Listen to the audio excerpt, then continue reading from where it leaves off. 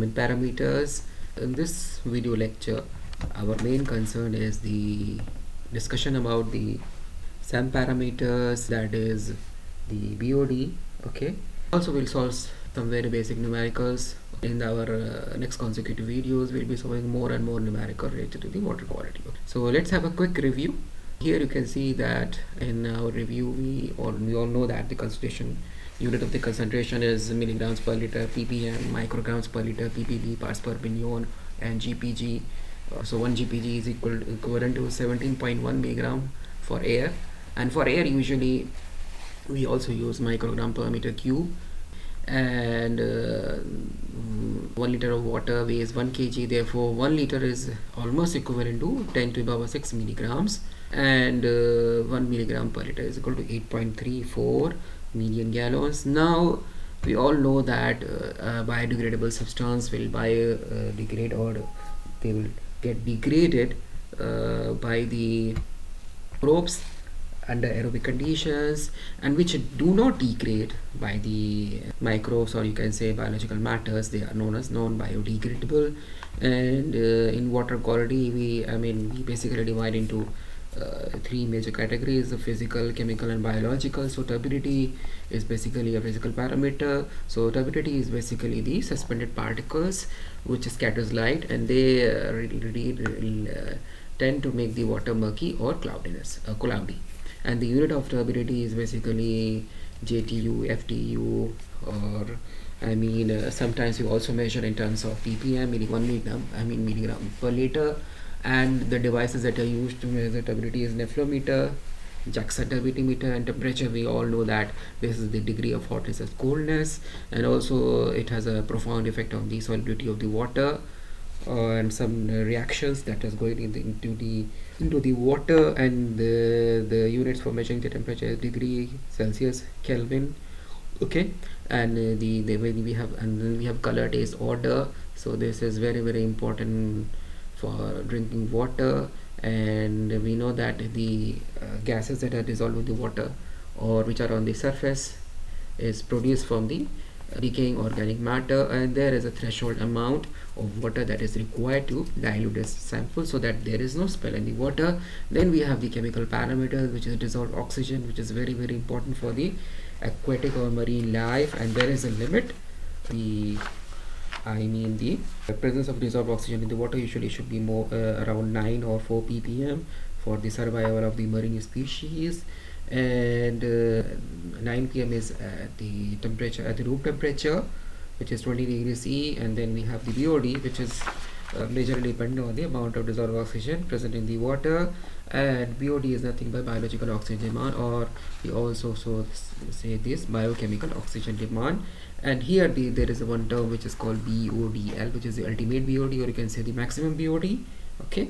And BOD at time t, okay, is equal to BOD at, you can say, so this is the BOD at, this is the ultimate BOD, or you can say BOD at BODU also, multiplied by 1 minus 10 to the power minus k. K is here the deoxygenation constant.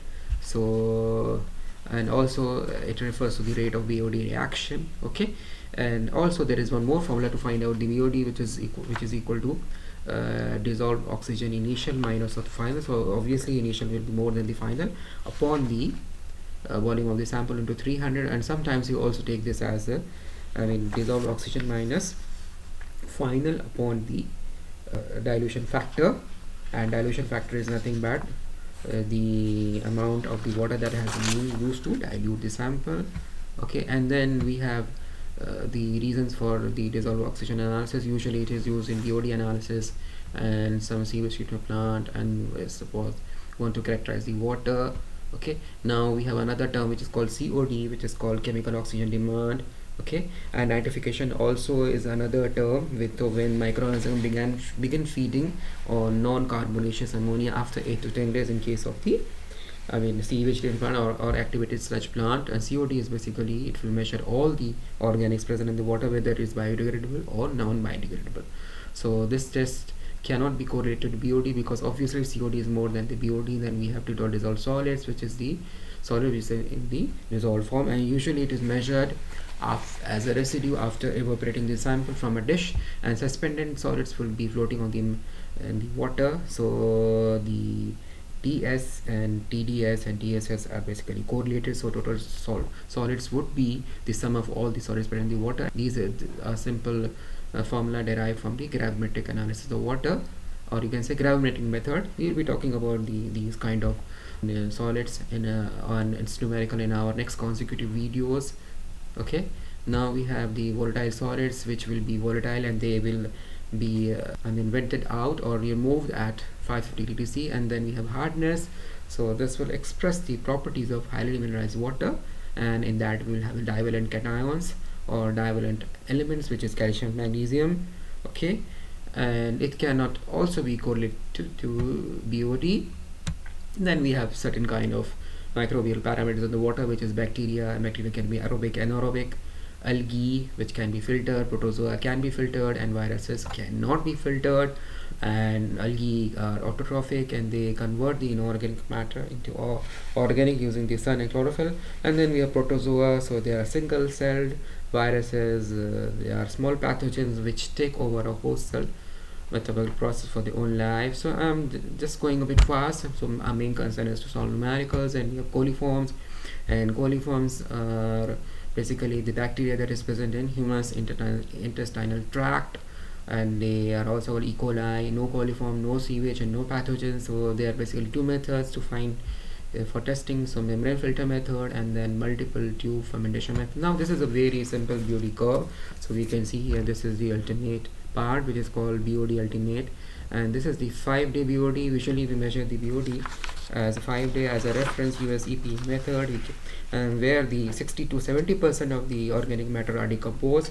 In 20 days we assume that 95 to 99% of the organic matter are decayed, removed. And basically BOD is measured in terms of two stages. So this is called the carbonaceous BOD stage, and this is called the nitrogenous BOD state, which we sum up, then we will find out the total BOD. And this is again the repetition of the formula. So ultimate BOD is defined as the maximum BOD exerted by the waste, as you saw in the plot. And the carbonaceous oxygen demand curve can be expressed mathematically as in this form. We already saw this formula. Okay, and T is in days, and K is the reaction rate, or we also called as deoxygenation constant. So here is a simple formula. If we express in terms of ultimate BOD, so it will be BOD upon 1 minus T in form of logarithmic power, and if we express in terms of base E, so it will be, and we know that K is equal to K upon 2.3. And now suppose if we don't know the oxygenation constant, we are supposed to find out. So the K at any time T is equal to K at 20 degrees C into theta raised to the power T minus of 20.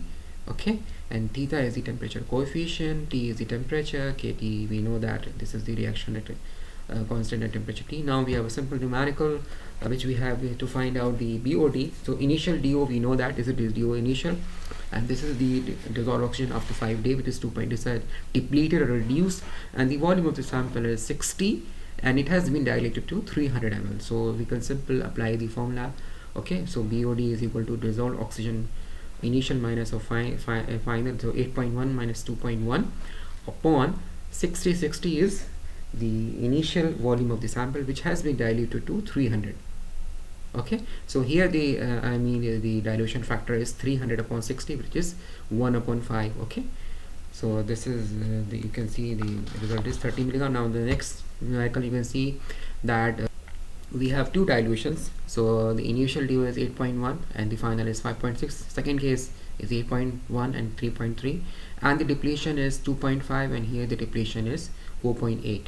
So this is the difference between the initial DO and the final DO, and here this is the difference between final and initial. So this is 2.5 upon 15, which is the ml of the volume of the sample, and this has been diluted to 300 ml. So in the first case the BOD is 50, and the second case the BOD is 48. So if we take the average of this, it will be 48. Now for the time dependent BOD problems, we already saw the formula. So we have a sample of wastewater as the ultimate BOD, which is the BOD ultimate, or you can say the maximum BOD, and the 5th day BOD is 204. Now we have to find out the 20-day BOD. So first of all, we will write the formula, which you can express in forms of Y or L. So L20 is equal to L naught. L naught is the max ultimate BOD into 1 minus K into theta 20. Okay, so 20 is the 20 BOD. Okay, so we also know that for the fifth, if suppose we are writing the same formula for the 5th day, it will be this one. So from this we know the 5th day BOD, which is 240, and this one is equal to 80. Now from this one, 5th day BOD here is 240 here. Okay, so from this one we find out that the value of the K is 0.39 day inverse. Now for the same one, we will substitute the value of the K in the first equation. So from here we got that, and suppose this is a mistake here, so it is 280 is the value of the the ultimate BOD. Okay, and this is whole equal to 240. Okay, it's not a mistake, sorry. So 20 day BOD is equal to Y20 into L naught into 1 minus K into, so time is 20. We already find out the value of K, so we'll substitute the value and we'll get the value of 20 day BOD, which is equal to 279.9.